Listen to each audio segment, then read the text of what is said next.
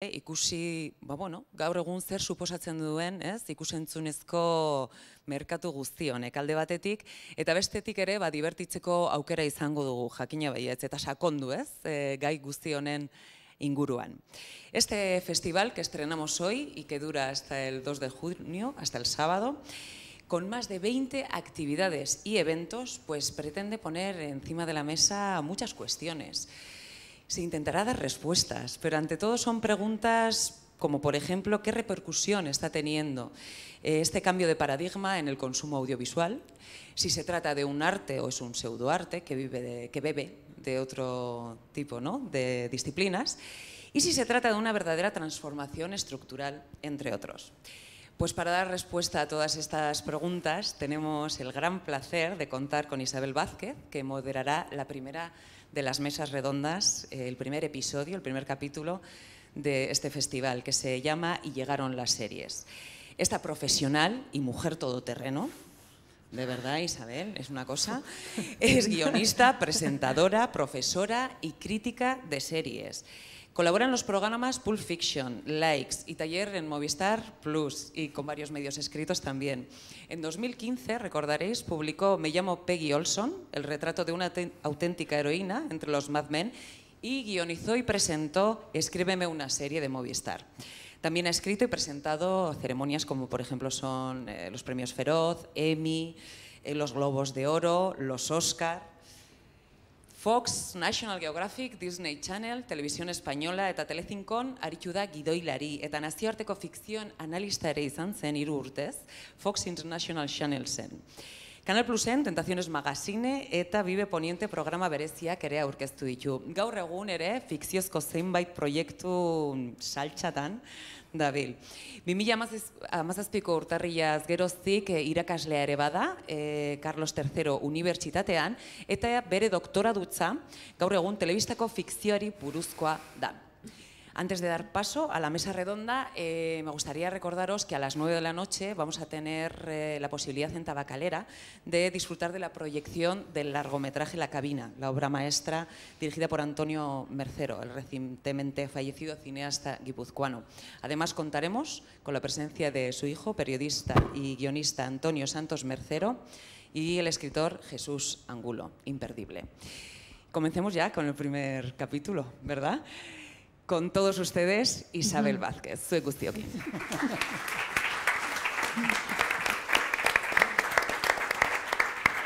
Eskerrik asko, Arratsaldeon, es todo lo que sé decir en euskera, pero yo practicando todo el rato lo de todoterreno lo dice porque hemos venido casi a la carrera.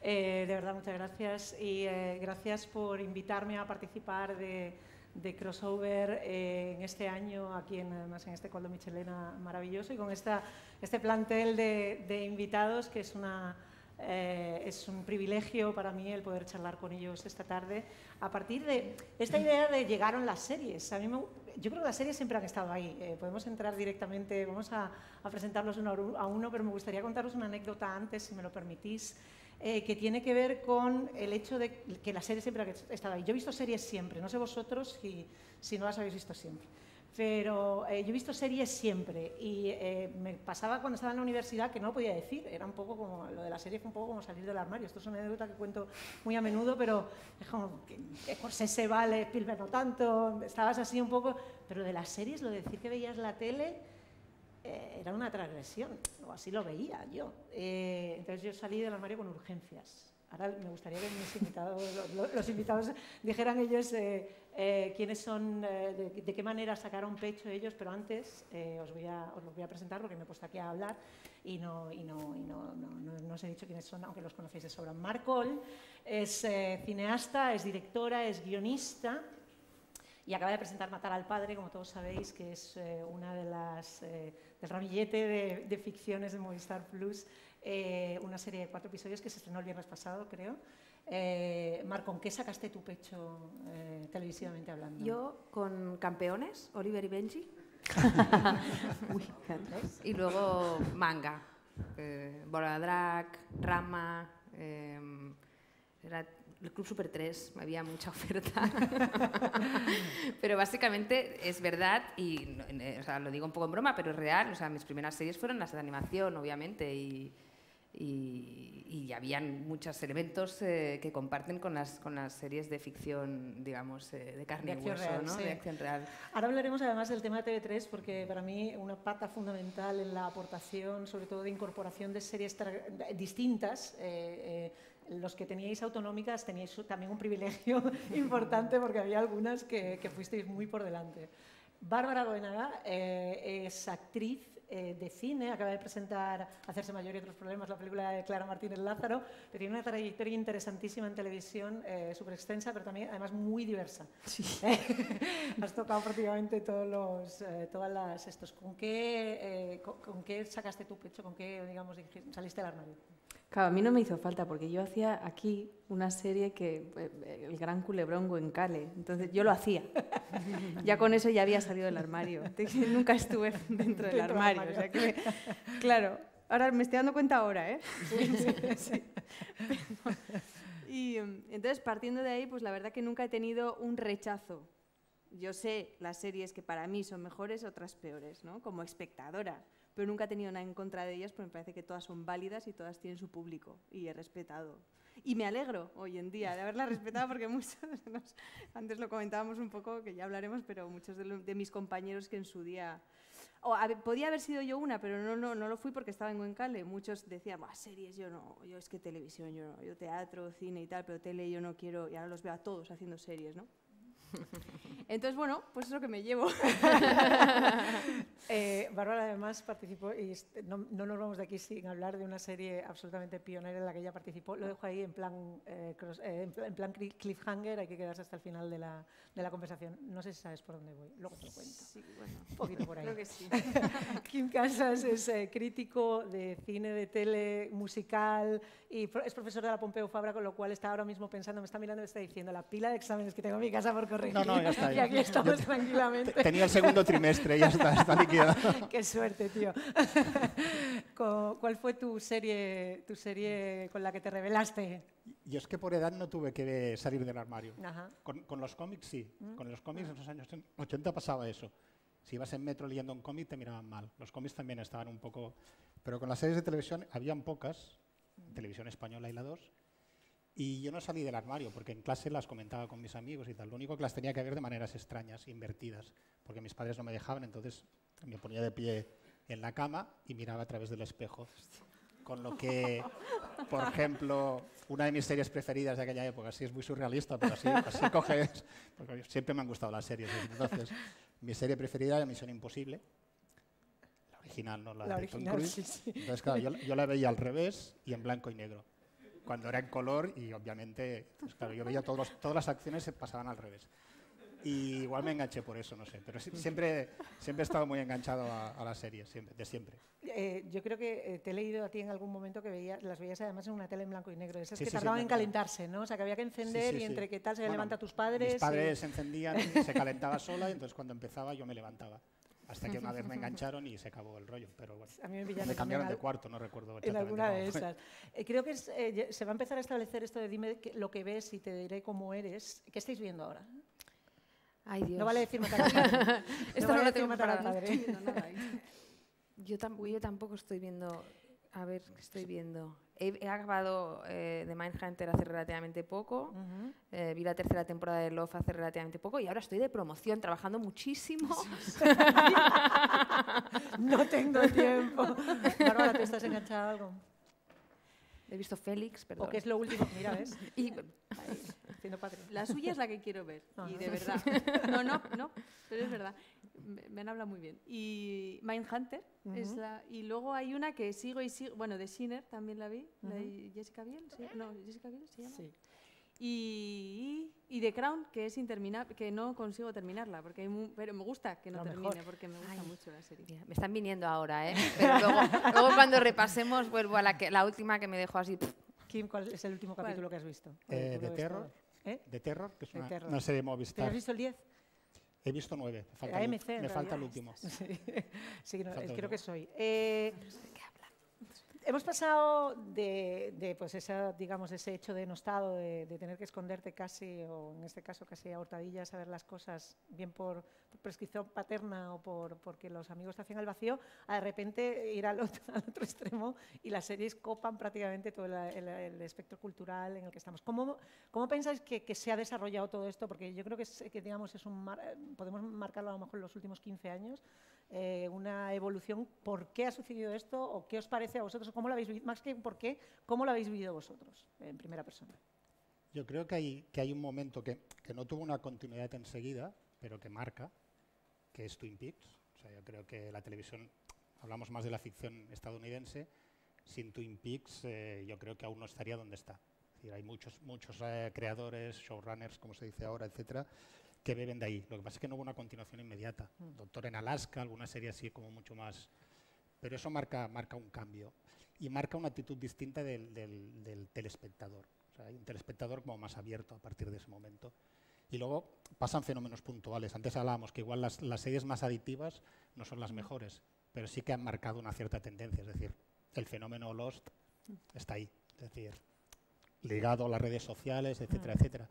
Pero claro, es un fenómeno que hace que la gente diga, vale, pues las series de televisión se consume de manera distinta, no es como antes. Claro, nosotros todas las series que hemos dicho, por ejemplo, la que te has dicho me ponía de los nervios, ¿no? Porque un partido de fútbol en Oliver y Benji duraba días, o sea, saltaba para rematar la pelota y estaba horas. Yo estaba saltando. enamorada de Benji. Mar, tú como cineasta, él destaca el hecho de Twin Peaks. Hay diferentes como hitos. Doctor en Alaska, evidentemente, para quien lo veía, significaba ya una aportación, una narración distinta dentro de lo que era la televisión en abierto en Estados Unidos. Pero evidentemente el otro hito más reciente, al que siempre se alude, es digamos, la eclosión de la televisión por cable a finales de los 90.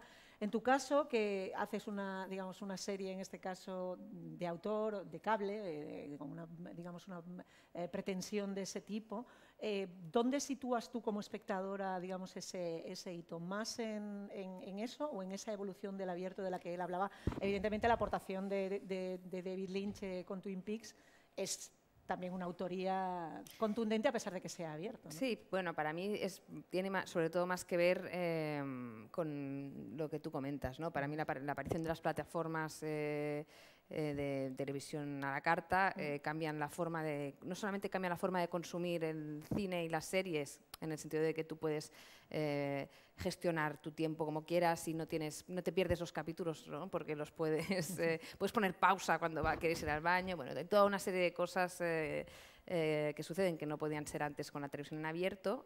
Entonces hay un cambio de la forma de consumir y también luego hay como que se multiplica, ¿no? También hay muchísimas plataformas, cada vez hay más cadenas, ya no está la 1 y la 2, ahora la 1, la 2, la 3, la 4, la 5, la 6, ¿no?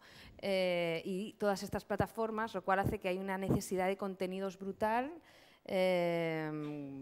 Y cada vez hay más consumo, ¿no? Yo tengo la sensación de que, bueno, a lo mejor siempre ha habido, porque la televisión pues siempre ha estado encendida en todas las casas, pero me da la sensación de que ahora hay más consumo de ficción televisiva, ¿no?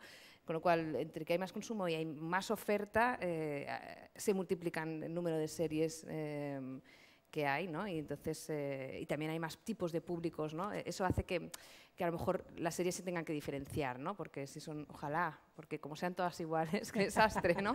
Entonces la idea de diferentes públicos, de series que puedan pensarse para un determinado tipo de target, ¿no? Que se dice, y que no tengan que contentar a abuelas, niños. La transversalidad maldita. Todo esto acaba, seguramente porque han habido también, como dice Kim, pioneros que ya pensaron en productos más autorales y que ya cambiaron la forma de escribir series, pero creo que la eclosión real, digamos, este boom del que todo el mundo habla, tiene más que ver con los últimos, o al menos yo por experiencia también, yo como consumidora de series me considero, o sea, considero que hay un antes y un después con la llegada de, pues esto, de Netflix, de Movistar, de Filmin, todo esto.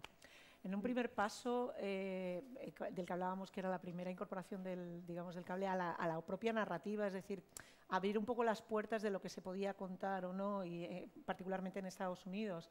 el romper con las limitaciones de la televisión abierta, que allí son grandes, cosa que aquí no hemos tenido, pero hemos tenido otro tipo de limitaciones. Y ahora voy a esa serie que a mí me gusta tanto, en la que tú participaste y que llegó antes de tiempo, que es El Grupo. El Grupo es una serie del año 2000 que se hace a 2 años vista de, digamos, esa entrada de la televisión por cable, y de alguna manera se puede considerar, aunque es un poco traído por los pelos, pero digamos que lleva ese impulso de hacer una televisión distinta. A pesar de las cosas iban más despacio en ese momento, pero que se da de bruces contra la realidad de la transversalidad en la televisión en abierto en España. ¿Cómo viviste tú, pues para quien no conozca El Grupo es una serie de Telecinco que duró una temporada y a duras penas, porque era sobre un grupo de terapia en el que había pues, esa representación de diferentes personalidades que nos demandaba la televisión, pero que aún así resultaba demasiado sesuda, podríamos decir, para el gusto de la época, o por lo menos no se promocionó bien. No sé cuál es tu experiencia, Bárbara, que eras uno de los personajes protagonistas en esa serie. Pues mi experiencia es que todavía la gente me recuerda por esa serie, es curioso. Es que era muy buena. Pero era muy dura. Claro. Para la gran mayoría de la gente, ¿no? Yo creo que en esa época todavía, como no había estas plataformas ni había tantas cadenas, lo que se hacía era un poco para todo el mundo, ¿no? Para todo el público. Y si no gustaba a todo el mundo, pues no funcionaba, no entraba. Eran cosas más fáciles, digamos. Hoy en día supongo que una serie como El Grupo tendría su público, porque ese público podría buscarla y verla cuando quisiera y efectivamente no tendría nada que ver. Y sería otra cosa. Sería otra cosa y probablemente podría tener un poquito más supongo que sí, que tiene un poco que ver con eso. Yo creo que, no sé si estaréis de acuerdo en que nos hemos reeducado de alguna manera y hemos conseguido encontrar diferentes bolsas en eso que llaman ahora la fragmentación de audiencias, bolsas de gustos en las que nos vamos asimilando, eso que te decía, tú qué ves, y entonces en función de eso nos podemos poner a hablar. ¿Crees realmente que eso estimula de alguna manera la diversificación de la producción también, Kim? Sí. Y aparte yo creo que la incidencia que han tenido determinados tratamientos de géneros clásicos en la televisión norteamericana se ha expandido a la europea. Por ejemplo, para mí la mejor serie thriller, intriga, llámalo como quieras, no es americana ni española, es francesa. Oficina de Infiltrados, por ejemplo, que a partir de un modelo muy clásico realmente lo llevan a un terreno propio. A mí es una de las cosas que más me interesa, que de repente la televisión que se hace aquí, la televisión francesa, algunos elementos de la televisión británica, que vale, siempre ha estado allí con su idea más o menos de la televisión de prestigio, académica, tipo Yo Claudio, Retorno a Bricehead, pero hay cosas, la televisión nórdica, ¿no? Es decir, para mí el momento interesante es a partir de esto, y sobre todo como el hecho de que podamos ver las series de televisión de una manera distinta a como se veían antes, que era capítulo semanal, ha cambiado el lenguaje, ha modificado el lenguaje. Es decir, la serie de Mars son 4 episodios que los puedes ver seguidos. Luego, si queréis, podemos hablar, desde entonces ya se habla de una película larga. Pues True Detective es una película de 8 horas para mucha gente, ¿no? Por ejemplo, o de Nick. Entonces, todo esto para mí es lo interesante, ¿no? Cómo se han ido modificando los comportamientos al escribir, al diseñar las series y a consumirlas, ¿no? Y sobre todo como los géneros de repente ahora se tratan de manera muy distinta y mucho más atrevidamente para mí que en el cine. Apuntaba el tema de la narración seriada, dependiendo de quién dirija, se asume o asume el propio creador que, digamos, que lo que está aportando es una película despiezada o una serie de televisión. En ese sentido, tú como directora, ¿en algún momento asumirías las responsabilidades de dirigir una serie como tal? Es decir, una serie de estas de 24 episodios o de 13 episodios, como se hace en España, de 80 minutos en drama. ¿Cómo ves, digamos, el choque al asumir ese tipo de responsabilidad? Y sobre todo, ¿dónde queda la figura del director, que en ese caso, como sabes, queda desplazado y supeditado de alguna manera a la figura del gestor de contenidos o showrunner o productor ejecutivo, como lo llamamos aquí en España? Sí, bueno, mi experiencia, o sea, yo he hecho una miniserie de 4 capítulos porque cuando me propusieron en Movistar trabajar con ellos y hacer algún proyecto, me lo puse, digamos, lo más cerca y lo más fácil que pude, ¿no? Precisamente porque desconocía la forma de trabajar. Sabía que hay diferencias, obviamente hay diferencias a la hora de trabajar un proyecto de 24 episodios o 12 o 2 temporadas. Intentaba hacer algo que fuera como más familiar para mí. Y por eso escogí este formato, y luego os puedo decir que aún así, o sea, se ha convertido en, o sea, tiene una dimensión completamente diferente a la que tiene una película, y ha sido ciertamente extenuante estar al mando de no sé cuántos minutos son, pues 50 por 4, 200. Sí. Bueno, y con otra manera de trabajar un poquito, etcétera, ¿no? Entonces, obviamente, si hiciera una serie de temporadas, sería un planteamiento completamente diferente, ¿no? Y ya asumiría pues este rol de showrunner en el que pues están directores como por ejemplo Pau Freixas, ¿no? Que ahora hace que trabaja con equipos de guionistas, equipos de realizadores, y que marca obviamente todo el estilo visual y que decide cuáles son las tramas y todo, pero que hay delega muchísimo, y yo diría que la autoría se mantiene, pero tienes que estar muy seguro de con quién. Pero bueno, la autoría está siempre repartida, porque en las películas finalmente tienes un director de foto, tienes unos actores, tienes unos guionistas. O sea, en realidad esto del cine de autor siempre. Pero ahí, pues ahí, digamos que el ejército es más grande y tienes más generales, ¿no? Si quieres, en las series. Luego, a mí personalmente tendría que ver si soy capaz de hacerlo y si realmente me interesa. También es esto, ¿eh? Cada vez soy más... A mí, a lo mejor el formato que más me gusta de las series son los formatos que no se alargan en tantas temporadas. Las miniseries o las limitadas. A lo mejor no de 4 capítulos, pero de 8, de 10, ¿no? Las que son un poquito más que nada, porque hay tantísima oferta, ¿no? Que llega un momento que me da la sensación de que, o como directora al menos, a lo mejor como espectadora me puedo enganchar, y he visto también Breaking Bad, y he visto Mad Men, y he visto, ¿no? Todo lo que... échamelo todo, pero a lo mejor cuando una vez ya he expuesto, ¿no? La mirada, cuando ya he presentado los personajes, cómo son, de qué va, qué temas exploran, cómo es este mundo, cuál es ese tono, una vez ya hay una serie de cosas, cuando ya solo queda la historia un poco, y luego evidentemente que hay mucho, en la historia, y la trama desemboca en nuevos espacios, en nuevos mundos si quieres, pero llega un momento que para mí hay una parte importante de la propuesta que se agota en una serie de capítulos, ¿no? Entonces no sé, pero en realidad quién sabe, a lo mejor de aquí 5 años, como, o sea, 4 temporadas, ¿no? O sea, 24 capítulos, pero con muchos, esas temporadas de 30 capítulos, ¿no? De todo el año. Un Lebrón. Exacto.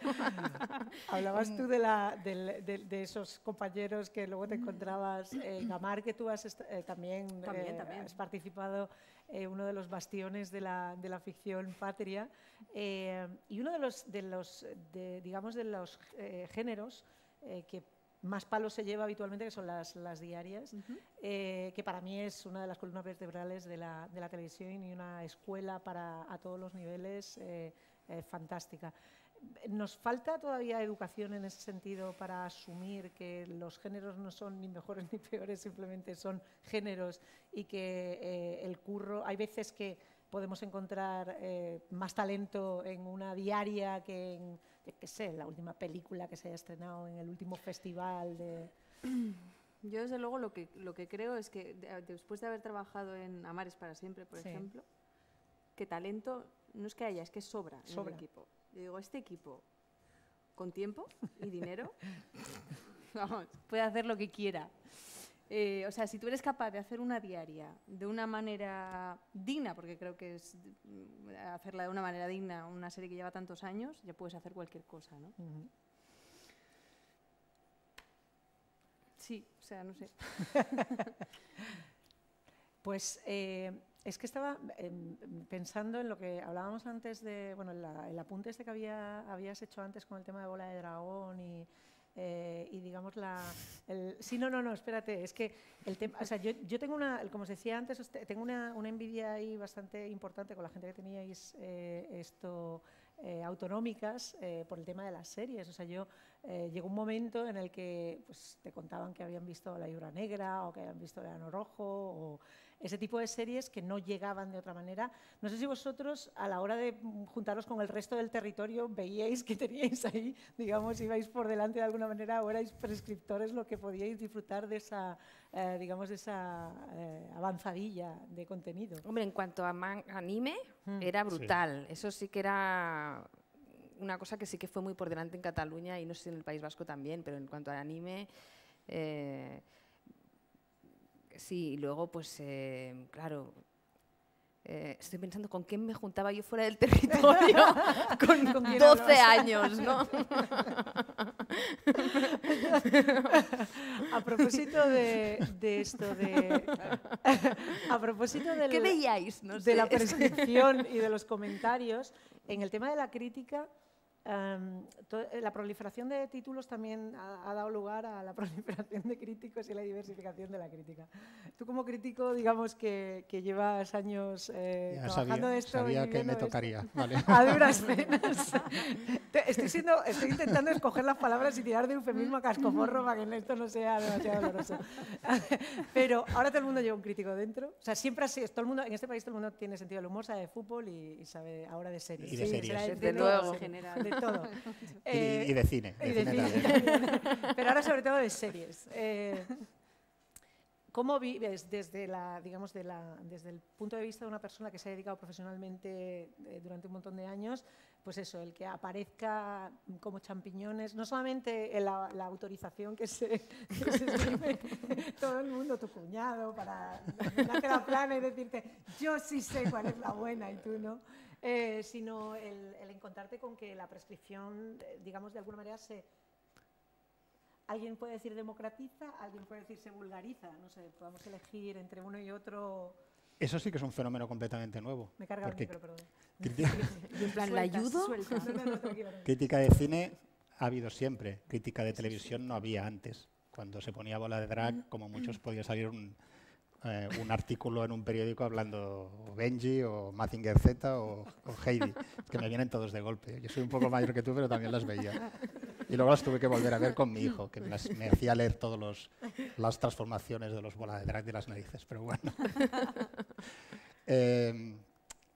La crítica de televisión es más complicada de lo que parece, creo. El otro día en una revista que no es de televisión ni de cine, sino que es de música, Rock Deluxe, pero que en todas las revistas ya se hace crítica de televisión, una crítica de cine que también hace crítica de televisión, Eulalia Iglesias, hacía una reflexión muy interesante. ¿Cuándo escribimos de una serie?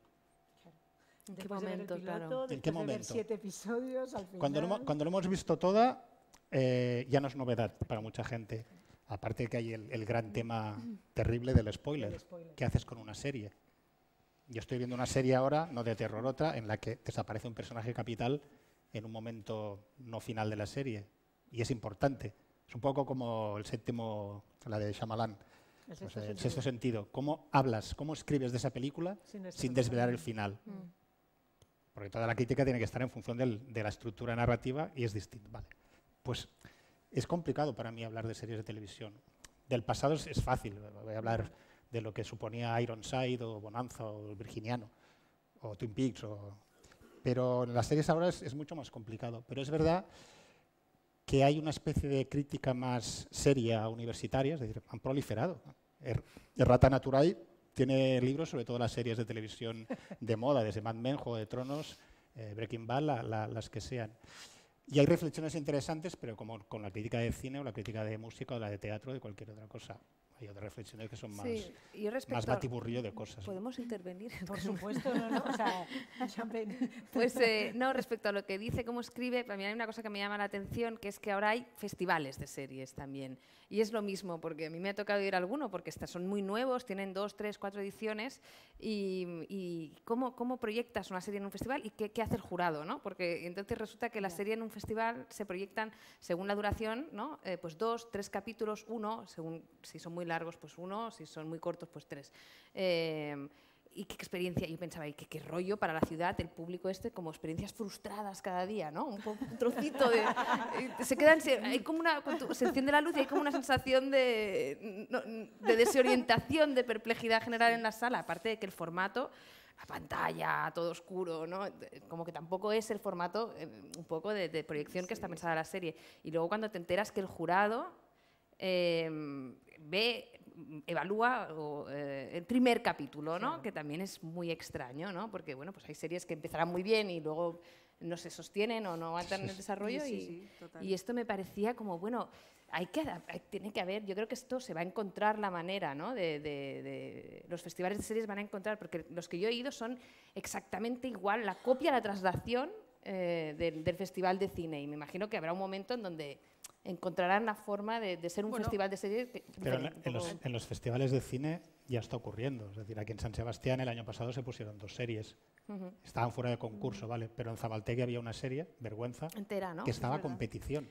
Y competía con un documental sobre Frank Zappa, un corto y una película experimental danesa. Sí, nosotros pusimos Matar al padre en Málaga y luego Pero entera.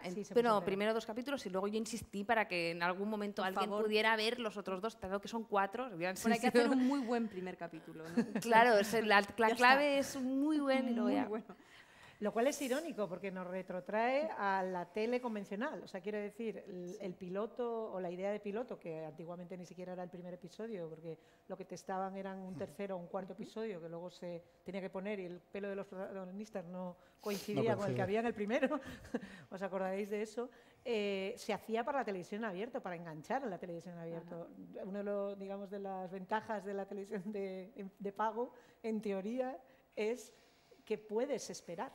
Y que los tempos pueden ser distintos, que puedas hacer un primer episodio que sea un coñazo, por decirlo en plata, y que luego, sin embargo, remonte el tercero. Sí, es verdad. O hacer experimentos. Hay una serie que creo que era la segunda temporada, una serie de las pocas que se puso en TV3 de norteamericanas, Héroes, una de superhéroes, pero desde otra perspectiva. Pues la segunda temporada, en los 4 primeros episodios, no pasaba nada, pero era provocado. Bueno, a mí eso me parece parece que era provocado. No, que sí, que no pasaba nada. Había un samurái que no pasaba la barrera de espacio-tiempo durante 2 episodios, estaba allí Tengo pesadillas colocado, con Miro Nakamura todavía, tío. Pero, la porrista de la claro, pero es que pero el lenguaje ha cambiado. Claro, el piloto ahora ya no tiene ningún sentido. Ha dejado de existir. Estaba pensando yo creo que el caso paradigmático es The Wire. O sea, The Wire es una serie que no pasa nada durante los 3 primeros episodios. Estás, si entras, como era mi caso, atónita ante la hermosura de la escritura, pero dices, pero no está pasando nada, ¿por qué me estoy quedando a ver esto? Y sin embargo, de repente despega y a mi juicio se convierte en una serie, y lo digo como un elogio, una serie convencional, o sea, con todo lo bueno, maravilloso que tiene. Pero The Wire es lo mismo que determinadas películas. Es una serie de culto, pero no es una serie que guste. Hombre, sí, gusta, a mí me gusta muchísimo. Pero no es de engancha, culto. no engancha. Lo que hablábamos de la serie Yonki, ¿no? A mí me gusta, y luego lees a David Simon y te dice todas sus teorías sobre qué es la tragedia griega, que no es Shakespeare, que esto es la tragedia griega, y te lo crees, y vale, sí. Son tíos poniendo escuchas, o sea, que no vengas con esto. Y aparte me parece trepidante. Pero no es una serie, no ha tenido la repercusión de Juego de Tronos, incluso de Breaking Bad. Es una serie es importante, yo creo que ha jugado un papel específico, no es Los Sopranos, es decir, hay unas series que la ganan en popularidad. Pero es una serie que abre un... Y si te fijas, todas las series de David Simon no son grandes éxitos. No, ninguno. Ni Treme, ni esta, nada. Sí, en ese sentido completamente. Volviendo al tema de los críticos, vosotras aquí le hacéis caso. A vuestro cuñado el que a dice, mis amigos. que no tiene ni idea. Es que para gustos los colores. Es verdad que yo antes lo comentaba, o sea, Breaking Bad a mí me matarán muchos, pero es que no... Me he querido enganchar 5 veces. ¿Hasta dónde has llegado? Pues no me he enganchado. ¿Hasta dónde has llegado? ¿Ha pasado el tío con el calzoncillo? 4. Tercer capítulo. Es que la primera temporada de Breaking Bad es muy difícil. Ya, pero no pues tengo le tiempo. pasa un poco... Pues mira, es incluso mejor ejemplo que The Wire, porque Breaking Bad empieza como una serie de culto, empieza como una serie de cable y de acaba... culto, bárbara, He conocido a gente, y sin embargo termina siendo el epítome de la serie comercial. O sea, es que termina como... No puede ser más complaciente con el espectador. Sí, totalmente. Yo prefiero el principio que el final. Es Pero como... Ya, bueno, lo volveré a ver. La segunda es facilísima. Sí, es verdad. Bueno, igual empiezo con la segunda y ya está.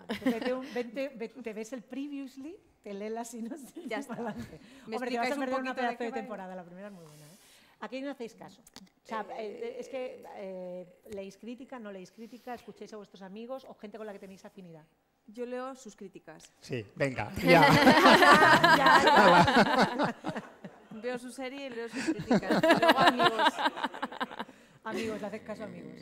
Yo amigos que me fío, o sea, que no es que me fíe, que sé que tienen un gusto parecido. Ya. O sea, punto. No sé. Sí, yo igual, ¿no? Yo es que además de cine sí que sé dónde ir a buscar las críticas, pero de Pero de series, series no. Entonces no tengo Bueno, la costumbre de ir a quién están escribe sobre desperdigadas series. por los medios. Claro, Ya, no hay yo una no. revista de crítica Claro. de series de televisión, pero está desperdigado.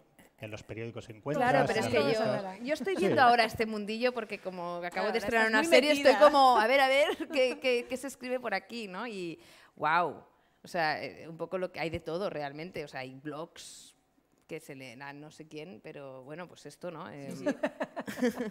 Y Redes entonces, sociales. la redes conversación. sociales, pero es la primera vez que me meto. Entonces, amigos, sí. Amigos, ¿no? Amigos, pero alguna ha llegado así leyendo, ¿no? Por ejemplo, la última que vi hace relativamente poco, que es Wild Wild Country, llegué por el diario, o sea, y no sabía que me iba a enganchar tanto y que me iba a parecer tan fascinante. Es fascinante. Hemos Y, estado hablando en el programa y de entonces ellas yo fui también. la prescriptora de Esta Wild serie, Wild Country. Yo fui la que en todos los La- chats hay que ver Hay esta que ver serie, esta. esta es la que hay que ver, y convencí a varios, ¿no? Que me dieron caso, pero Y luego Pues se pasa al revés. recomendaciones, Netflix y tal, es la leche. O sea, Es que es el motor de increíble porque- Netflix es muy útil, claro. Bueno, ¿no? Sí, Como yo que de esto no me fío nada. novedades, tal, pum. sí, o sea, a mí cuando me dicen 98% No sé, de a mí me coincidencia, parece- pienso, ¿tú quién crees que yo soy, no? O sea, ¿Por quién ¿tú me has qué tomado? sabes? Seguro que no me gusta, no sé. Hombre, hay veces que te recomiendan unas cosas y dice que he estado buscando en internet. ¿Quién ha estado en mi televisión? ¿No? ¿Qué han visto? Porque esto no... Funciona esto, No me lo sé. tengo que pensar, el No 98% funciona. La de verdad es que coincidencia. Estoy pensando que no he llegado a ninguna serie que me guste con eso. No. Entonces, ¿pensáis que Por ahora no. tendemos más ahora en esta, digamos, nos llueven series, al exceso de intelectualización de la serie? Es decir, gente como yo, que de repente empezamos a sacar punta a cosas que tampoco tienen tanta importancia. ¿O crees, Kim, que hay una, como decía antes, una vulgarización Hombre. de la opinión de todo vale, que hay una parte también de la crítica que equipara simplemente a mí me gusta, ergo debe ser bueno? O no me gusta, Así ergo que, debe ser efectivamente, malo debe ser también, Pero- lo malo, digo. Ya. y esto es igual para The Wire que por 13 razones. Pero hay las dos cosas, pero es como en cine. Sí. Es decir, tú puedes leer una crítica de Titanic y una de la última película de Philip Garrel, que tiene que ver. Pues tú, claro, evidentemente, si tú te pones delante del famoso episodio 8 de Twin Peaks 3, pues Hablemos de eso. no es ni intelectualización ni nada. Es decir, bueno, es un cuerpo, es un ovni extraño y evidentemente lo puedes ver desde muchos puntos de vista. Y una serie más mainstream, como acaba siendo Perdidos, que en el fondo es mainstream y casi todo lo que hace JJ Abrams es mainstream, pues tiene otra lectura. Pero sí que es verdad que hay un cierto proceso de rentabilización intelectual de las series de televisión. Y de hecho, por ejemplo, aquí creo que es el último día, viene una profesora de Madrid que está especializada y que ha publicado 15 libros sobre series de televisión, donde se analiza estructura, lenguaje. Es decir, sí, hay ese punto, pero claro, es un fenómeno y de repente se puede ver, es poliédrico, lo puedes ver desde todos los puntos de vista. Y hay críticas sesuras y hay críticas como más normales. De todas maneras, yo tengo que decir, volviendo un poco a Mares para siempre, me estoy dando cuenta ahora que tengo muchos amigos que han salido del armario a lo bestia. O sea, que digo, sí, gente que ve series súper cultas, que es el tío más bueno, se sabe todas las pelis independientes, enganchadísimo a Mares para siempre. O sea, que al final... enganchadísimo, os hablo de años. O sea, desde la primera temporada se sabe Desde mi nombre que y mi Mónica apellido del Molina cantaba personaje, el que yo ni me tema, acuerdo. o sea. Sí, todo. Entonces, o sea, ¿qué es bueno, qué es malo, qué tal? Pues depende para qué, Claro, para es qué que- momento, ¿no? Y también el contexto. O sea, Sí, y la diferencia es que la serie de televisión, o sea, puedes empezar a ver un episodio y en ese momento, no es que dejes la serie, pero en ese momento no, pues cambias, ya está. Exacto. Que si vas al cine, pues bueno, no sales. ahí no. O sí, o igual Bueno, sales. sí. Había gente que salía de películas de Terrence Ya, Malick, ya. pedía el dinero. Ya. Qué pena. Y en concreto en España, el que hemos tenido también nuestra propia, digamos, evolución desde, digamos, la etapa clásica o pretelevisión o digamos, lo podemos llamar como queráis, ¿Qué quieres, prototelevisión. Curro como le llaman Jiménez algunos, y sí, épocas. algunos teóricos, y luego las privadas que imponen su propio bueno, van aprendiendo un poco a cabezazos, pero se va imponiendo digamos, una manera de hacer las cosas que a mi juicio termina, yo siempre lo dato en Lolita Cabaret, ahí se acabó y empezamos, y lo siguiente es Vis a Vis, y a partir de ahí entramos en una nueva, porque es lo que agota esto lo he hablado con Alex Pina varias veces, o sea, ahí se agota el modelo y hay que hacer otra cosa. Dejando por el camino Cadáveres Andantes como el grupo u otras series que podían haber tenido un destino un poquito más alto. Y ahora estamos todos, que nos prometemos muy felices, porque el otro día decía un compañero guionista con mucha gracia que se podía recorrer todo el territorio español saltando de guión en guión que se está escribiendo en estos momentos. Estaba el tema muy entusiasmado de un tiempo a esta parte, es maravilloso. ¿Cómo habéis vivido vosotros este proceso de estar prácticamente pidiendo por las esquinas y mendigando por favor, hacedme caso? Sabes de qué te hablo, no te hagas y tú también. Cada uno en su disciplina, de repente llega el maná y como con Osho, ¿sabes? O sea, aquí todos pillamos. Es verdad, o sea, a mí me costó encontrar actores y me costó encontrar equipo para la serie. Estaba todo el mundo currando y estaba todo el mundo, sobre todo, currando en ficción televisiva. Yo no sé qué van a proyectar en los Goya este año, no sé. No hay ningún director de cine que esté haciendo una película. Es que todas las series de Movistar, menos la de Berto, todos sois cineastas. Sí. Barroso, Urbizu, tú, Alberto Rodríguez, todas las series son de directores. Que es el otro fenómeno contemporáneo, es decir. Claro. Y esto es un poco porque estábamos pidiendo por las esquinas. O sea, hay que tener en cuenta que llega, por ejemplo, en el caso de Movistar, el proyecto con una inversión de dinero muy importante en un momento en donde el cine español está tocando fondo. Está exangüe. O sea, exangüe y yo estaba... Matar al padre empieza como un largometraje que estábamos escribiendo, que era un largometraje que tenía partes, tenía episodios. Y yo pensaba, esto no lo vamos a levantar en la vida. Me lo imaginaba rodando en un sótano, en blanco y negro, ¿no? O sea, nadie va a poner un duro en esto, ¿no? Y va a ser aquello de aquella agonía, ¿no? De ahora hay que presentarse a esta subvención que es una vez al año y entonces la ves pasar y no te toca, ¿no? Porque hay un montón de proyectos, porque hay un montón de gente que sale formada, ¿no? Cada año y que presentan proyectos buenos y que hay mucha gente y hay muy poco dinero y entonces lo natural es quedarse fuera de la financiación pública, ¿no? Y entonces llegó Movistar, ¿no? Diciendo, ay, pues si nos gusta lo que nos presentas, aquí tendrás tu saco de dinero para hacer, para hacer tu proyecto y además con estas condiciones que es libertad creativa. Aquí vamos a hacer series de autor. Y tú diciendo, pellízcame. Y digo, en plan, ay, vamos a hacer algo que les guste, ¿no? Lo que queráis. Con Valentina, era como... Entonces, sí, claro, es obvio que tiene que ver, o sea, una cosa con la otra, ¿no? Si a lo mejor si el cine español fuera como el cine francés, a lo mejor parte de estos realizadores pues se hubieran continuado con sus proyectos de largometraje porque estarían rodando, porque estarían trabajando, porque estarían haciendo otras cosas, pero es que de verdad que la dificultad es tal que es una oportunidad y además yo creo que todos nos hemos convertido en consumidores de series relativamente recientes, excepto Kim, que es de toda la vida. Al revés. Y todos, es verdad que todos tenemos ganas de probar este formato y de hacer cosas diferentes, pero me parece que está relacionado. Bárbara, tú sí has hecho una peli, o sea que es probable que tú a los Goya sí vas este año. Bueno, ojalá. Aparte una ópera prima, o sea que pero supongo que también has visto, digamos, el cambio, has sentido el cambio como todos nosotros, evidentemente. El tema de la financiación, quiero decir, y de la... tremendamente, claro. Sí. Hubo un momento que solo hacían, que solo, me acuerdo un año, ¿no? Era Almodóvar, Amenábar y, o sea, como... Las AES. Sí.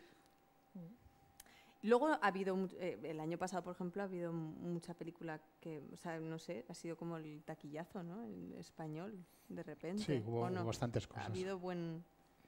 Sí, este año también hay. Es un buen momento. Siempre hay un título que salva como los muebles, ¿no? No, pero este año, bueno, Bermud, Sí, Bermud Saki la también. Cuesta, hay Hay bastantes varias Hombre, cosas películas, taquilla, ¿no? taquilla, interesante. Bermud y Saki la Cuesta, si lo vamos a fiar. No, o sea, taquilla no. no a todo, pero oye, Tienes razón. bien, todo Tienes bien. razón. Bueno, todo No, llega, no un van- momento. A no ver, van a que levantar el viene. cine español. ¿Sabes? A lo mejor por ahí. Bermud igual, pero Isaki... Santiago y Saki. y Saki. Bueno, O espera. sea, genial, espera, que ¿te soy fan, imaginas? pero- Un momento. Taquilla, taquilla. Y Jonás. Jonás, sí, también. Jonás, tiene la peli, sí. También vamos, va a ser También Espera, su- superventas. o sea. Esto pasó con las series. Un momento. Sí, A sí, ver sí. en 5 años qué pasa. No, bueno. De todas maneras, en Estados Unidos, en los años 50, cuando un director ya en Hollywood ya no tenía nada que hacer, acababa haciendo Televisión. televisión, pero no acababa haciendo televisión de autor, acababa rodando episodios fuera. funcionarialmente Sí. de series. Esto era lo que De yo me urgencias. imaginaba. Entonces, yo ahora no sé cuál es la situación. Ahora se pueden hacer series de autor, o series interesantes, o series personales ya, y series que creáis vosotros mismos.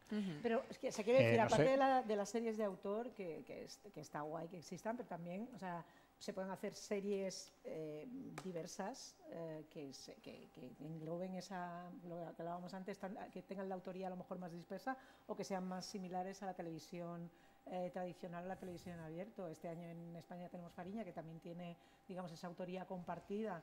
Aparte a todos los niveles, porque al ser una adaptación de un libro de no ficción con 2 guionistas y un director potente y una productora detrás con un sello también muy particular, todo eso hace como que se convierta en una narración además atípica. O sea, me refería a que aparte de la autoría también tenemos espacio, al parecer, para hacer otras cosas o proponer otras cosas. Los vis-a-vis, es esperanzador lo que tenemos ante nosotros. Pero es que las series de autor, claro, es que a veces cuando decimos series de autor pensamos en cine muy críptico y no necesariamente. O sea, No. la serie de Maret o La Peste son series de autor, pero al mismo tienen voluntad de llegar a Son para un público todos. amplio. No, yo no me refiero... Es una serie fácil. Me refiero... Os recuerdo que uno de los grandes éxitos en este país Sí. fue Secretos de un matrimonio de Ingmar Bergman, que era una Sin serie duda. de televisión. Sí. No, me Y refería a la funcionó como un autoría tiro. como, O sea que- digamos, una única visión, Pero no como yo lo que- excluyente, o sea, no era Yo lo que mi tengo intención. entendido es que, a lo mejor me equivoco porque no sé tanto, pero que incluso las televisiones, digamos, como Telecinco o Antena 3 están apostando por esta figura del showrunner, que no deja de ser Sí, el pero autor, el ¿no? showrunner es, digamos, distinto al Porque al no está autor. decidiendo el plano, pero sí que básicamente pone lo que son los pilares esenciales Sí, pero de el- tono, el de showrunner decir tiene- el casting, no Sí, sé, o pero sea, es como... un director creativo, más que un autor en el sentido del director de cine o trasladado a tal. Es decir, un showrunner es Matthew Weiner, lo es Fukunaga. No es un showrunner, es un director. es Pero distinto. Weiner crea el estilo visual de Mad Men. Sí. Claro, o sea, yo pienso en El estilo visual lo crea él y luego tiene a directores que lo hacen. que lo copian, ¿no? Y de vez en cuando hay un episodio que les interesa por lo que sea extraño, como el famoso Mosca de Breaking Bad, cogen a un director distinto. Efectivamente, Cogen a Ryan para Johnson decir, para hacer un efectivamente. episodio Pero que yo veo en rompe. eso mucha autoría. O sea, si veo, por Sí, sí, ejemplo, sí. vuelvo, hay a, completamente autoría. sí. vuelvo a Pau Freixas, ¿no? Que es el que conozco porque trabaja más o menos sé cómo trabaja y a mí me parece que él tiene el control absoluto de la serie a todos los niveles, ¿no?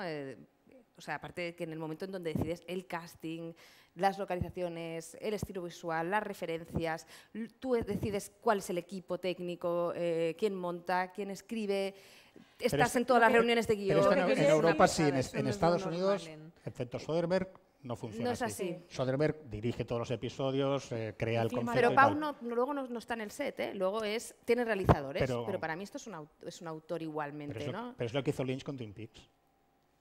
Él creó el concepto y luego, Y luego ya ya- delega en gente que sabe que va a hacer Y lo yo- que él quiere hacer. Y yo entiendo que esto es así o no es así. Cuando En Telecinco España- hace la... En España la autoría normalmente la tiene la productora. La productora. O sea, trasciende al tema de quién está escribiendo o dirigiendo.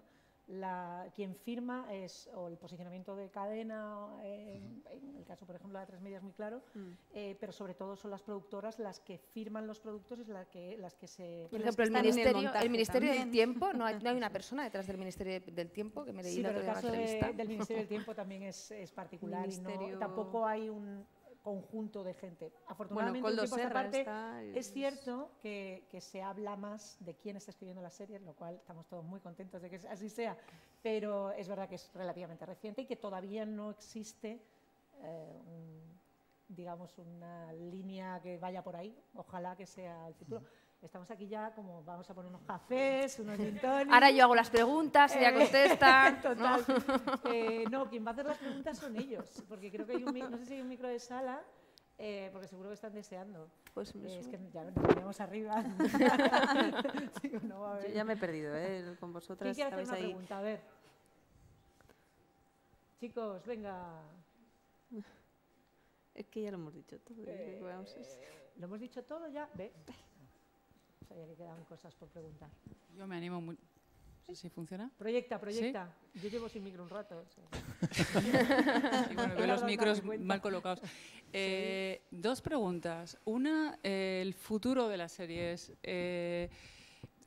Habéis mencionado algoritmos que nos hacen recomendaciones sobre la base de otras opciones que hemos tenido al elegir. ¿Cómo veis este asunto? Porque hace poco un algoritmo ha pintado un Rembrandt, o sea, los robots van a poder escribir series, van a poder detectar exactamente nuestros gustos, van a poder incluso escribir series individualizadas, ¿no? con cambios de guión, etcétera, etcétera. ¿Cómo veis todo eso? Y también tengo una curiosidad sobre el matar al padre, o no sé si es matar a un padre o al padre. Al padre. He visto 2 capítulos, me ha gustado mucho, me parece muy, muy original, pero siempre tengo la sensación cuando veo cine de autora, literatura de autora o series de autora, ¿por qué se eligen personajes masculinos? O sea, no se ven tantos personajes femeninos protagonistas y te quería preguntar si tienes en la cabeza, igual en el futuro, hacer algo con una chicas. visión femenina. No, Pues, ¿te imaginas? No, punto, no. Pues mira, no. No voy a contestar la primera parte, soy malísima proyectándome en el futuro, o sea, todavía no sé Ya. ni rodar con un croma prácticamente, Va a o sea, tener que imagínate. No, me ha dado como miedo lo que me has dicho. Qué ¿no? agobio. Qué agobio y algoritmo. Bueno, en fin. Pero respecto a la pregunta sobre por qué escojo un personaje masculino esta vez, porque yo tengo dos películas previas, las 2 con protagonistas femeninas, tengo cortos también, todos con protagonistas femeninos. O sea, podría decir que es la primera. Me has pillado en mi primera... Me has pillado bien para responder, vamos.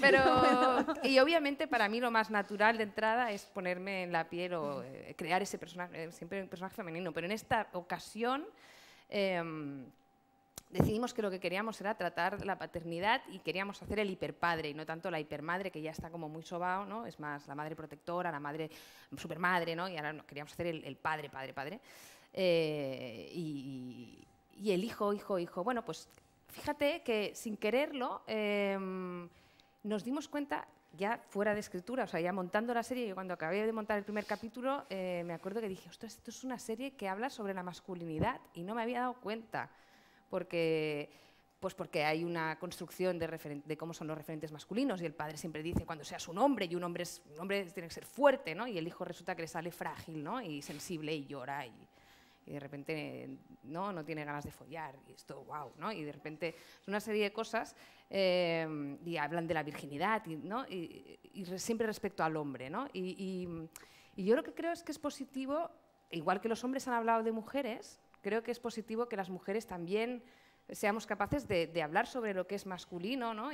Pues, porque es una mirada diferente también sobre lo que es masculino y en realidad no importa tanto si el protagonista, que también importa, porque es evidente que de todas maneras en el momento en donde hayan guionistas mujeres y directoras mujeres y productoras mujeres y proyectos liderados por mujeres, obviamente esto se va a traducir de forma natural por más personajes femeninos con iniciativa, con roles protagónicos. Esto es una lógica, ¿no? Pero creo que también es importante que las mujeres escriban sobre los hombres y que aporten esa mirada femenina, si quieres, por decirlo, porque aparte, yo siempre digo que es una mirada femenina y otras cosas, también es una mirada catalana, es una mirada, ¿no? de una persona de 30 y tantos, ¿no? Pero bueno, también femenina sobre la masculinidad, ¿no? Y nada. Pero vamos, que es la primera vez. No sé si voy a reincidir. Ha sido todo un reto y yo me lo he pasado muy bien, la verdad. Yo como apunte, es cierto que en cuanto al tema de la representación creo que es en el tema de masculino-femenino, es mi opinión personal, no represento a ninguno de los de aquí, pero creo que es importante que las narraciones las hagan mujeres independientemente de qué estén contando. Creo que hay muchísimas narraciones sobre las mujeres, hechas por hombres, por mujeres, por tal. No se trata tanto de la representación, sí de los roles, pero no de la representación. De los roles sí, pero es importante que quien esté contando también sean mujeres. Por un hecho lógico, o sea, y de ahí saldrá el resto de la diversificación saldrá de manera natural. Y tendrá sentido, porque todo sí, y de hecho tengo que decir que no fue para nada algo externo. Es más, yo me acuerdo de la primera reunión que tuvimos con el jefe de contenidos de Movistar, un poco la decepción fue que le contamos, hay un hombre que es Jacobo, que hace esto y lo otro, y él fue, ay, ¿no va a ser una mujer? Porque nos dimos cuenta que él esperaba tener una serie dentro del catálogo que tuviera protagonismo femenino, ¿no? Y afortunadamente tampoco, o sea, no solo no nos impuso un protagonista masculino, sino que afortunadamente tampoco nos impuso una protagonista femenina, porque de eso tampoco hubiera sido como en plan la casilla, ¿no? A ti te toca esta casilla, ¿no? Y no hicimos lo que nos vino bien. Preguntas. ¿Quién tiene Netflix aquí? ¿Nadie? ¿Quién tiene Movistar? ¿Y HBO? Wow. ¿Amazon Prime? Wow. Sí, gratis, prácticamente. ¿No? 20 euros al año, eso no es dinero. Muy buenas. A ver, tengo varias preguntas. Primero, durante varios años ha corrido un poquitín el rumor de que el boom de las series actuales, digamos, vino dado un poquitín tras la huelga de guionistas en cine en Estados Unidos. A ver qué conocimiento tenéis un poquitín sobre el tema, si es un bulo o realmente tuvo que ver también un poquitín que los creativos del cine se pasaron un poco al lado de las series. La huelga de guionistas de 2007 la gorda. fue de cine, fue de televisión. Vale. Luego, Kim ha hecho un pequeño apunte sobre las series nórdicas. ¿Qué piensas que han aportado las series nórdicas en estos últimos años? Antes has comentado que las británicas, sobre todo los que tenemos unos cuantos años, pues hemos visto Arriba y Abajo, hemos visto Los Roper, hemos visto series ya un poquitín más policíacas, BBC Times, una serie de series británicas, como decías tú, un poquitín más serias o con una línea un poquitín más seria, y ahora han empezado a entrar las series nórdicas, al igual que ha entrado la literatura nórdica. ¿Qué ha podido aportar esta nueva visión digamos, al conjunto de Europa y demás? Y bueno, por un poquitín eso. Gracias. Hombre, las series británicas, empiezo por las británicas. Las británicas, es verdad, yo por ejemplo, en la época en que Mar veía Bola de Drag... que es la serie de referencia de hoy, ¿no? Me he quedado con eso. Yo no veía Claudio ni Retorno a Brideshead, tenía una cierta antipatía a ese modelo tan académico, prestigioso, bien interpretado, y que luego, bueno, afortunadamente las cosas te las replanteas. Y como con el cine y con la literatura, pues luego vuelves a ver cosas que te gustan. Y yo, Claudio, me parece una serie excelente. Pero creo que, por ejemplo, la contribución actual de la televisión británica es Black Mirror. O sea, hay una serie que está planteando lo que está ocurriendo con la tecnología y las redes sociales, que igual iría un poco por lo que tú decías al principio de todo eso, aunque yo soy incapaz de contestarte a lo que has dicho porque me ha asustado lo de un robot pintando un Rembrandt. No lo sabía y me he tenido que poner a pensar qué voy a hacer, menos ¿no? que Marta ha contestado lo suyo porque... No, porque es que tiene razón. Pero es una... O sea, sí es decir, hay series, por ejemplo, Black Mirror por un lado, y volviendo un poco a lo del concepto de la mirada femenina, que también es un concepto extraño, ¿no? La mirada femenina y tal, pero está Girls, que es una serie que ha abierto una brecha importante, que espero que no se quede solo ahí. De momento, ahora en este momento, no sé si hay muchas series en la misma línea. Pero Black Mirror, por ejemplo, para mí es la serie que desde el concepto de ciencia ficción distópica, etcétera, ha planteado mejor nuestras relaciones con la tecnología, con las redes sociales, etcétera. Las series nórdicas creo que están ejerciendo una influencia, por ejemplo, las series de política norteamericanas, ahora ya no es el modelo, el ala oeste de Casablanca, que estaba bien, sino que es un modelo más, ¿cómo se llama? Borgen. Es decir, para mí House of Cards tiene está relacionada de una manera u otra con la otra. El concepto del thriller. Yo no soy muy fan de la novela policíaca que vino del frío y estas cosas, pero sí que las series de televisión nórdicas tienen una atmósfera, tienen algo, las criminales, que parece que está muy bien. Y están ejerciendo una cierta influencia en la televisión norteamericana a nivel político. Y la primera pregunta no recuerdo. Ah, sí, pero... Es que la huelga de 2007 fue una huelga de guionistas, igual lo que has oído, que fueron bulos del momento, es que durante la huelga de 2007 se intentaba contratar, pero eso son cosas que se escriben aquí, que no saben cómo funcionan las cosas allí.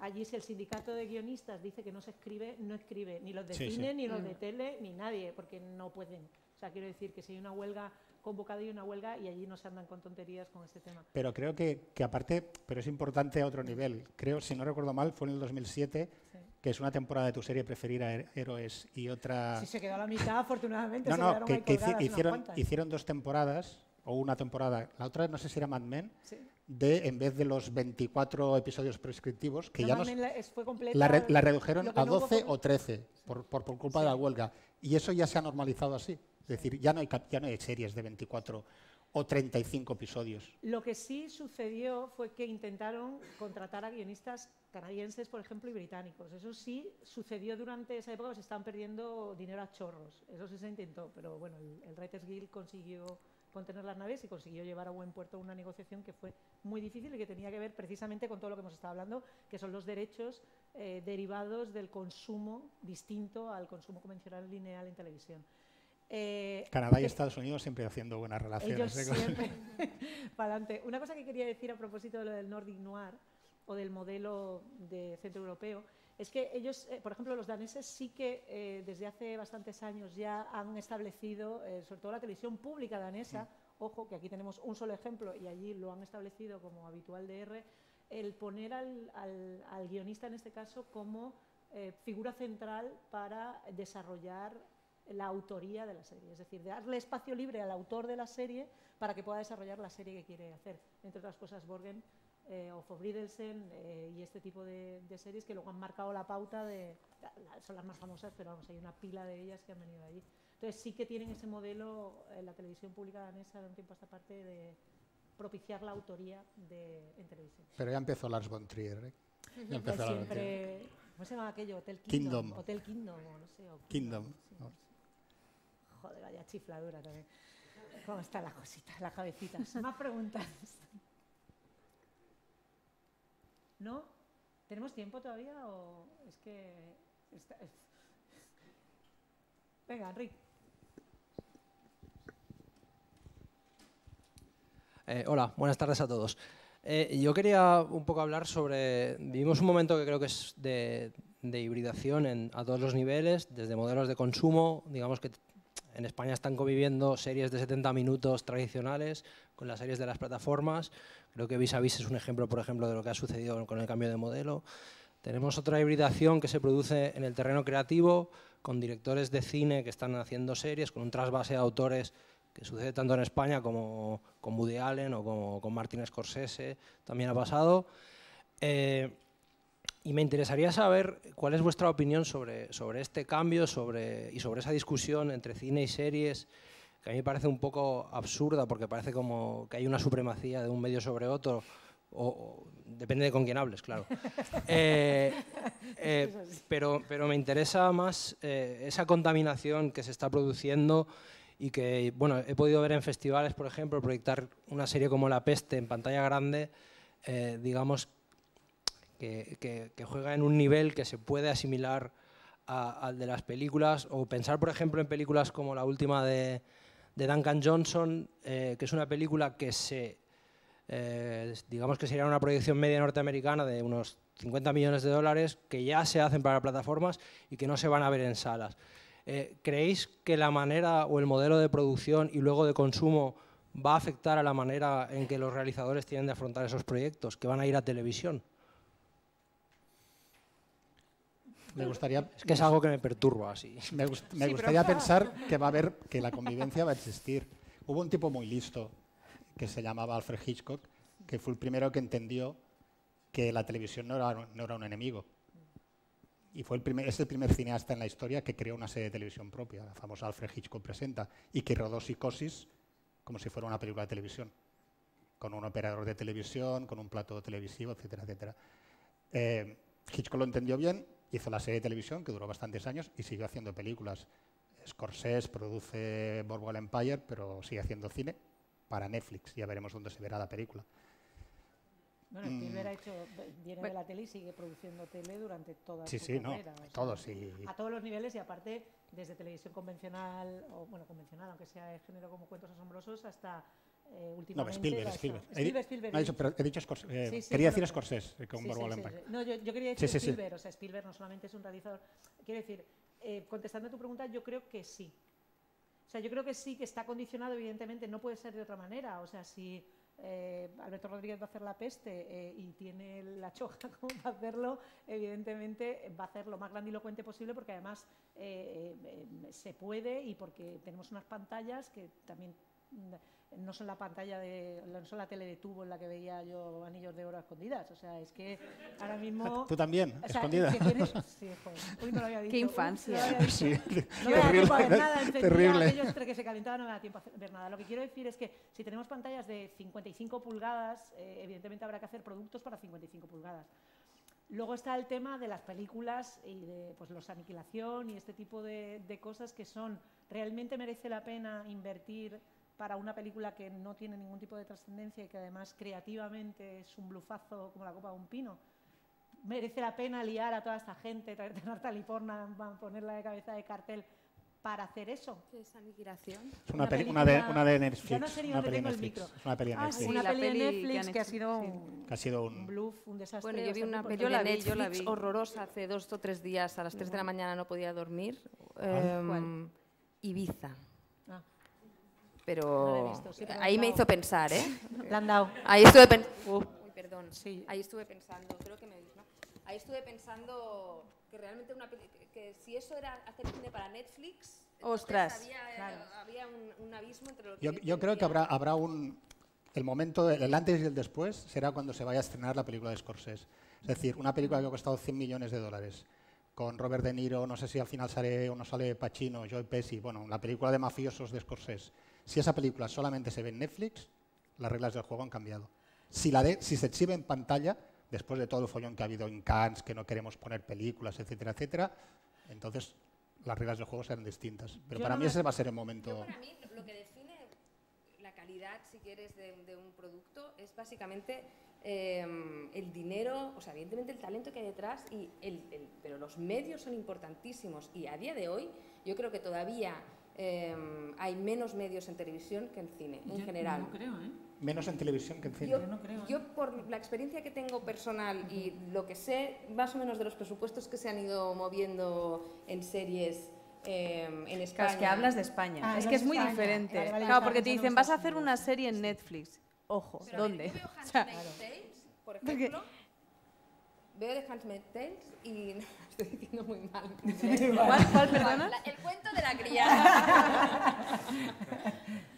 Y es un poquito, o sea, a nivel de medios, tiene un poquito menos de lo que tendría una película con esta temática hecha para cines, ¿no? Pero, o sea, pero no solo es una cuestión económica, es no decir, solo, pero también es una Borja cuestión de Coveaga tiempos. hace su película porque Netflix se la paga, porque ningún productor de cine se la paga. Es que ya no son solamente... Es que hay gente que está haciendo cosas en Netflix porque no las puede hacer en cine. Es obvio, pero que a nivel de qué formato acaban teniendo las películas o cómo son o si hay alguna diferencia o no, para mí realmente la forma en cómo se exhiben no cambia para nada el producto. Lo que cambia el producto es los medios que tienes, exacto, cómo se ha hecho, el tiempo que tienes. Muchas veces hacer una película para Netflix o para Movistar o para lo que sea implica que tienes unos tiempos muchísimo más cortos, porque hay unos deadlines, hay una fecha de estreno, una serie de cosas que a lo mejor en el cine también tienes a veces, pero me da la sensación de que todavía son un poco más amplios. Depende.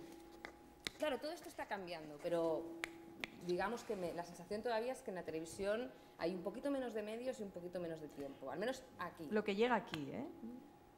Al menos aquí. No se atreven todavía a dejarnos. No me atrevo, la verdad. Creo que hibridación es e indefinición es en lo que estamos ahora mismo inmersos y que va por cada uno de los Pero es que igual el problema es intentar Pero bueno, compararlo, terminamos viendo unificarlo. en la tablet todos, o sea. Hay El problema es televisión- unificarlo. Sí, no Ah, tiene ya. por qué ser homogéneo. Sí, sí. Hay el cine y la televisión. Tú creas de una manera... Bueno, no sé, cuando ruedas, no sé cuál es el planteamiento, pero no es lo mismo crear 4 episodios de una serie de televisión que crear un largometraje de hora y media o lo que sea. Está Por claro. tiempo, por estructura, Behind por the Candelabra visualidad. es una película de los años 90 en términos de producción y de estrellas. Y Es se un ha tele- estrenado en un festival de cine y está financiada por una plataforma. Es un o sea telefilm. eso me refiero, pero pero podía ser una peli de los 90 Sí. perfectamente. Y sería un blockbuster de los 90. Bien orientado, es una jaula de grillos. O sea que Sí, no sí. por la temática flamboyant, pero tiene similitudes. Creo que ya sí que hemos terminado, ¿no? Ah, no, que pensaba que me estabas haciendo a mí. Ah, pues Me estaba haciendo yo a mí, aquí, que me- yo estaba rápida. Están agobiados con los micros que vais esa era la idea rompiendo que- los Sí. micros. Que me tengo que poner el micro. Pues más preguntas, qué guay. Venga, que nos venimos arriba.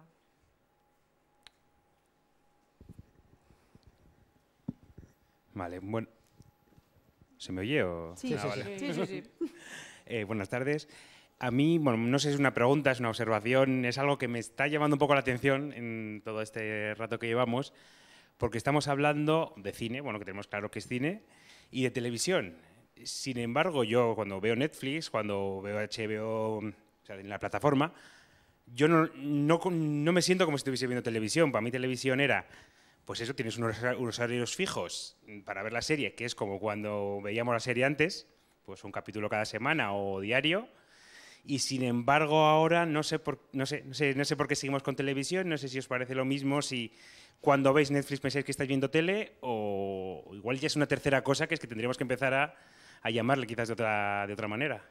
Probablemente existe la hibridación de la que hablaba Enrique, que tiene que ver también con la narración.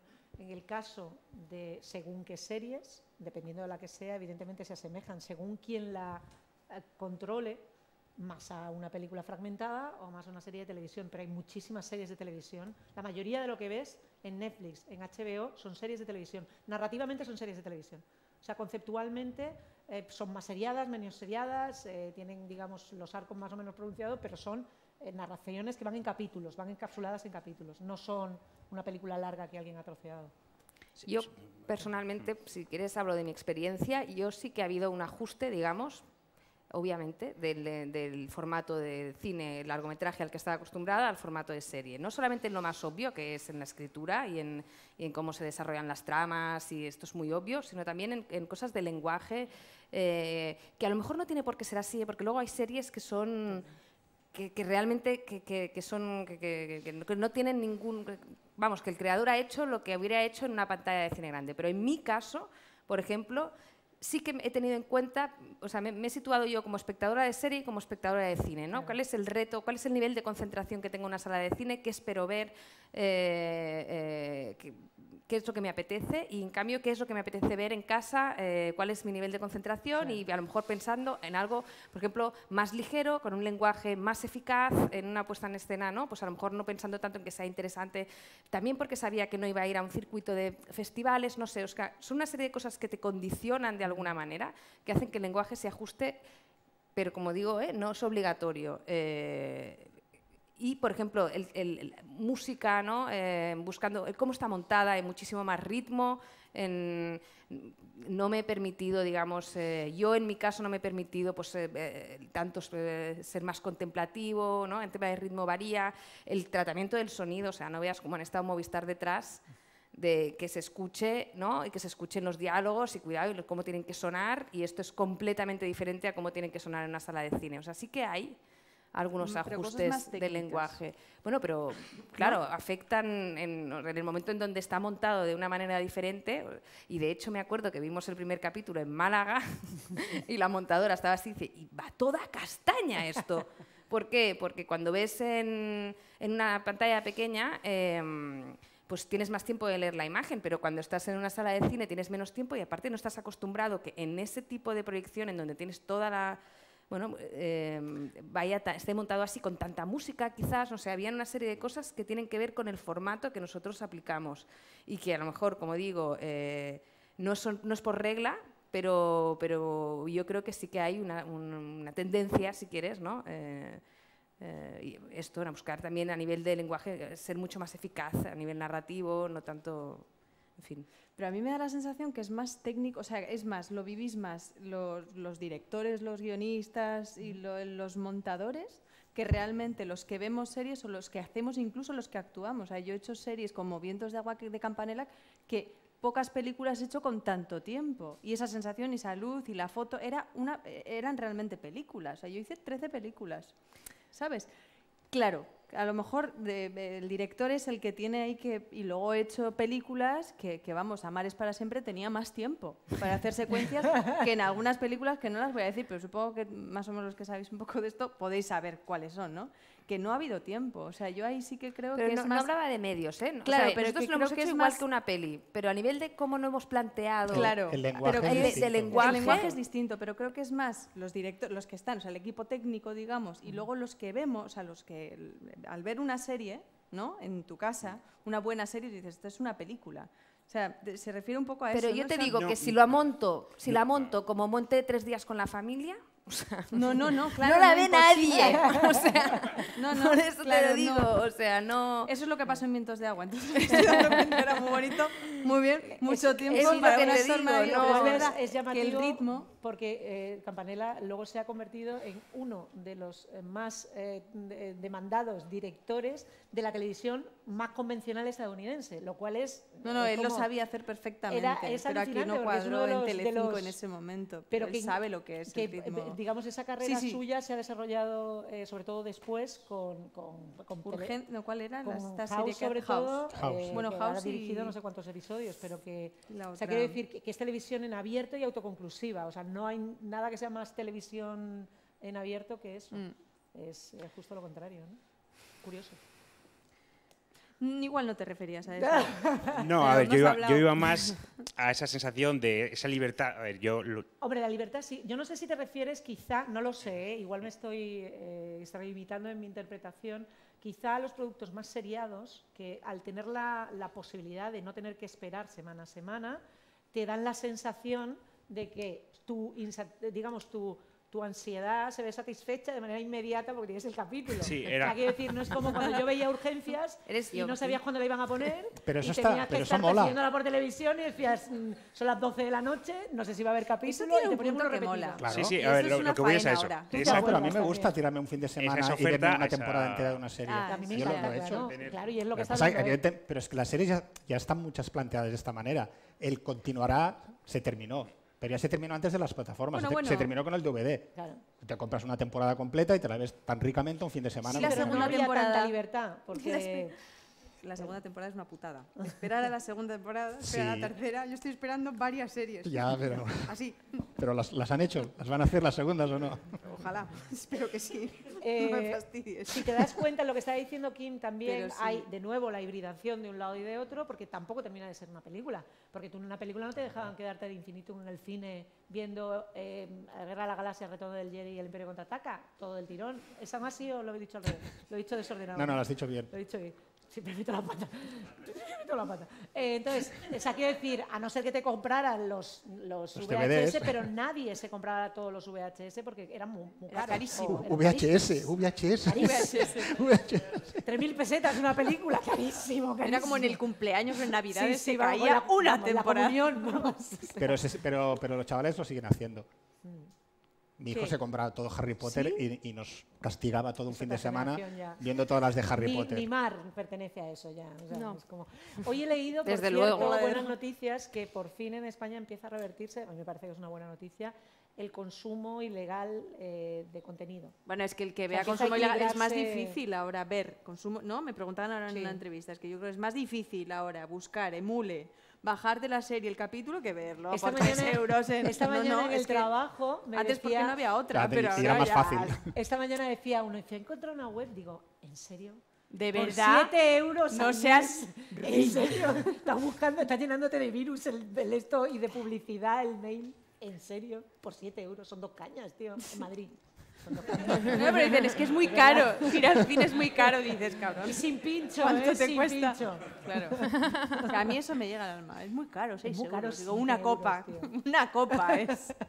Total. Pero sí. Más preguntas. Y ahora sí que no, ¿eh? Más preguntas. Ya está, ya está. Tú mira, veías nos están urgencias, echando. porque has hecho sí. ¿Y amar es para siempre? Nadie Sí, lo claro. Ah, bien, bien, bien, eso está bien. ¿Y amar quién lo ve? ¿Quién ve a amar? Aquí No lo dicen, no lo dicen. Venga. pero luego yo sé. Bien. Mira, me empieza a... Aparte de las Y mi tía autonómicas también, que te ha dado está ahí, envidia. mi tía lo veía. Lo Que veía aquí, cuando aparte yo de las salía autonómicas que también. os daba mucha envidia que tuviésemos, nosotros teníamos las francesas. Entonces, Ah, nosotros hemos crecido verdad, viendo es verdad, Holocausto, es verdad. Raíces, cuando... Sí, Claro. sí, sí. Entonces, esa sí que era la suerte aquí, Total. ver la televisión francesa. Fíjate. Y luego ya llegaron las autonómicas. Sí, yo recuerdo esas, sobre todo de las catalanas, es que me daba muchísima envidia. Las de la BBC, pero no las... O sea, Ya. me encanta Yo Claudio, Retorno a Bryce, me parecen seriones, pero las siguientes, las de pues eso, Nan Roig y L'Excursió Negra, que era como la bomba. Ver eso en catalán debe ser... La Bueno, creo excursión que- negra. Rowan Atkinson se le puede ver en catalán, tío. Parece que va, Es que va ve- bien, es que va toda esa pegado, gen- ¿no? Hay una generación de catalanes que Yo luego considera que que Rowan Atkinson es que es catalán, o sea, cualquier catalán, cosa fuera de es eso, no. Empordà.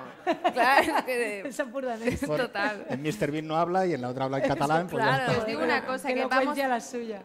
Vamos a Tabacalera Ahora ya sí. y ahora seguimos ya hablando allí. El gesto inequívoco de John Paul ha sido, ya está bueno, amigos. Eskerrik asko, ha sido una gozada, no sabéis las ganas que tenía de volver a Donosti, a pesar de que haya venido a la carrera. Gracias a Kim, Bárbara, Mar, nos lo hemos pasado muy bien, ¿sí o no?